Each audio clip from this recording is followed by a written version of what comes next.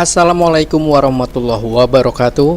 Kembali berjumpa dengan channel Nasihat Kehidupan, dan semoga kabar Anda senantiasa dalam keadaan baik. Saat ini Nasihat Kehidupan sudah menyiapkan kisah yang berjudul Astaga, tiga peri itu mengikutiku sepanjang turun dari Rinjani.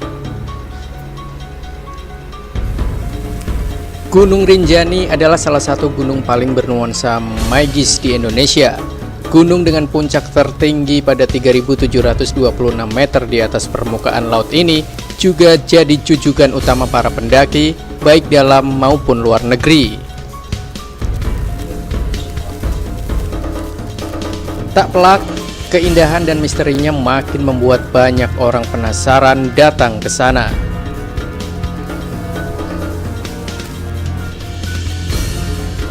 Kisah pendakianku ke Rinjani 2 tahun lalu cukup berkesan dan bikin merinding karena banyak kisah misteri yang mengiringinya.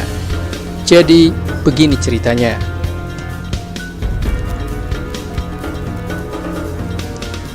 Setelah maghrib, kami masih bertahan di jalur berbatu terjal menuju danau. Hal ini diakibatkan logistik kami yang cukup menipis. Alhasil, kami harus berjalan pelan sambil menahan kelelahan yang amat sangat.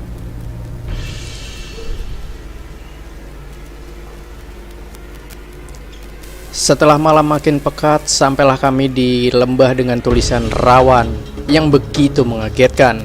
Setelah itu, kami menyeberang jembatan besi di atas sungai yang kering. Nuansa mistis kental sekali di sini. Sampai bulu kuduk kami ikutan merinding. Beberapa tahun lalu, ada 7 pemuda ditemukan meninggal tak jauh dari jembatan. Peristiwa itu langsung muncul di benak kami malam itu.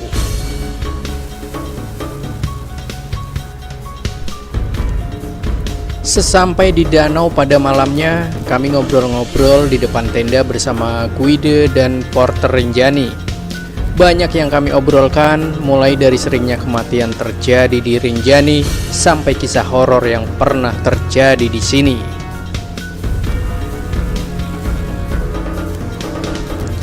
Suasana makin malam, namun cahaya dari bintang cukup untuk menemani obrolan kami. Pukul 01.00, kami memutuskan tidur dan masuk ke dalam tenda. Ketika akan tidur, aku mengalami tindihan dan dada terasa sesak. Dari bagian atas tenda yang transparan, terasa ada sosok besar yang mengawasi. Sesak sekali dan sulit untuk bernapas.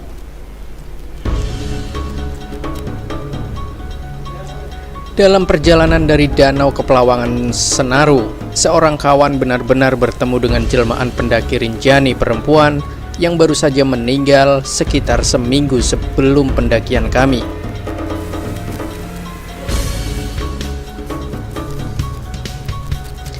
Ia jatuh ke jurang saat itu, dan ketika ia lewat jalur yang sama, ada sesosok tua yang tertawa terbahak-bahak. Ketika memanjat bebatuan, kakinya ditarik oleh orang tua ini yang seakan ingin mencelakakan kawanku.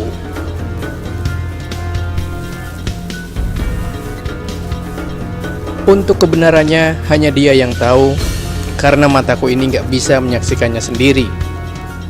Bisa jadi, si pendaki perempuan ini terjatuh karena kakinya ditarik sesosok orang tua penunggu gunung tersebut. Serem banget sih ketika dengerin ceritanya.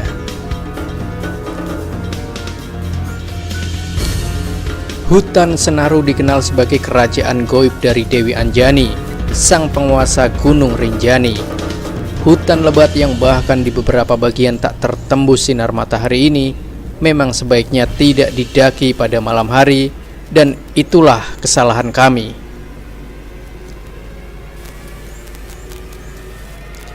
Sepanjang perjalanan turun selepas masuk hutan, badan terasa berat dan tidak berdaya. Hanya kaki yang terus meluncur ke bawah saja. Samar-samar aku mendengar suara gemerisik di belakang.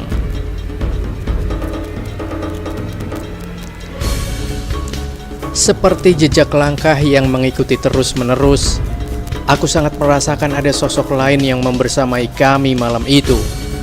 Konsentrasiku buyar pada malam itu. Bahkan, aku sempat tertidur sejenak di pepohonan. Kata temanku yang punya indera keenam tadi, memang ada 3 peri berbaju putih yang mengikuti kami. Konon, memang ada makam yang berada di antara pos 2 dan pos 3, di tengah hutan lebat Senaru. Untung sih, 3 peri itu cuma ngikutin aja, nggak pernah macam-macam. Kamu boleh percaya atau tidak, yang jelas silahkan coba sendiri mendaki Rinjani di malam hari seperti kami. Yakin deh, bakal ada yang mengikutimu sampai pagi. Semoga kisah ini bisa bermanfaat buat kamu, dan sampai ketemu lagi di kisah-kisah seru lainnya dari Nasihat Kehidupan. Wassalamualaikum warahmatullahi wabarakatuh.